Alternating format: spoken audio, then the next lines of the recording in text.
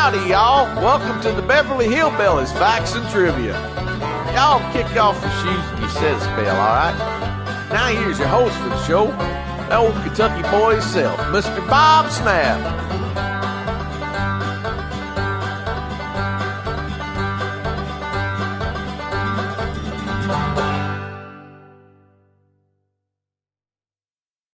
Hello, everyone, and welcome to the Beverly Hillbillies Facts and Trivia. Appreciate you being here. Before we get started, I'm going to ask you to please subscribe. Please share these out on your Facebook page. Appreciate it.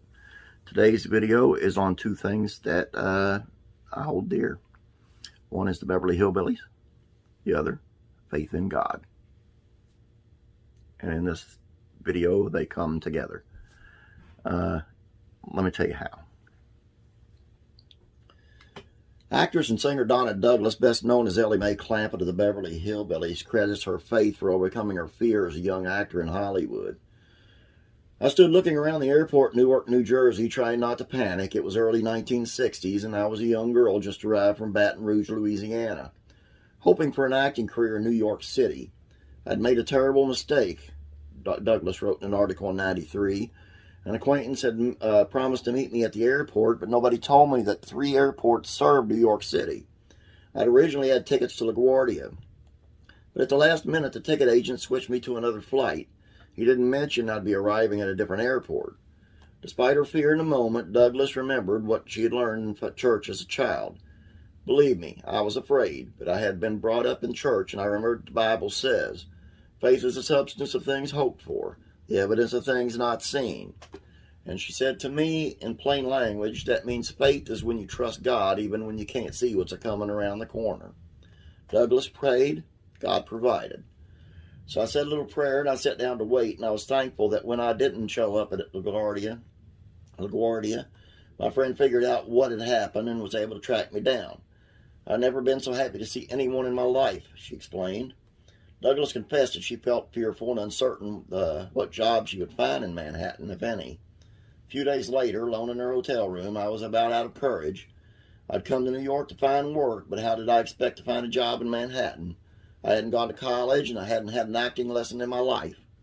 Although Douglas' dream was to act, she knew that it would be difficult to land a job without experience.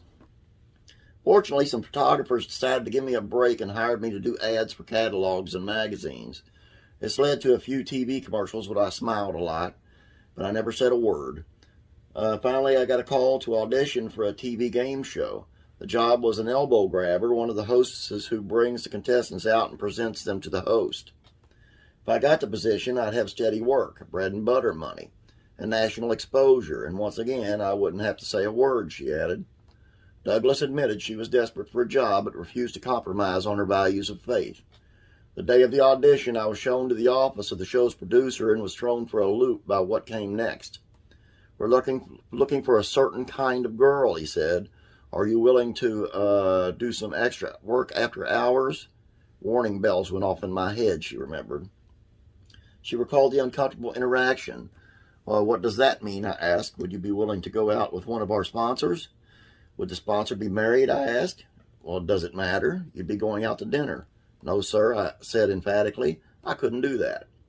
Although Douglas wanted the job, she was not willing to give up her morals. The producer shifted in his chair. Disappointment overwhelmed me. I've heard that there were girls who were willing to do anything to get work. I had tears in my eyes. Mister, I said, standing up, I don't want your job. It's not that important to me, and I walked out, she said. However, God continued to provide for Douglas. I was mighty surprised when I heard I got the job. It turned out that there had recently been a big expose of dishonest game shows, and the producer had to be very careful about everyone he hired. He'd been trying to find a girl who wouldn't do anything questionable. Shortly after her time on the show, Douglas started to receive small parts at Paramount. I wanted to better myself, so I took acting and speech lessons from a coach who taught me to act and talk like anyone from a working girl to a refined lady. So I hoped I was ready when I went off to be interviewed for a pilot for a new television series. I wanted this part so much, it seemed like everything I'd worked and prayed for. After a successful audition, an accident tested Douglas' trust in God. On my way home, I was scheduled to take my car in for an oil change. I'd arranged for the mechanic at the garage to drop me off at home, then take my car back to service it. He was at the wheel and I was in the passenger seat as we waited at the red light when a large Bentley rammed into us from behind. The mechanic was okay, but I ended up in the hospital for 17 days. During that time, the producers of the television pilot interviewed more than 500 girls for the part. She added they selected 6 for screen tests, and I was one of them. It was wonderful news, except for the fact that I was supposed to show up for a screen test in 3 days. This was sure one corner I couldn't see around. Please, God, I prayed from the hospital bed, let me have a chance at this. Douglas, who grew up in Louisiana, was asked to read the lines in a southern accent and milk a goat.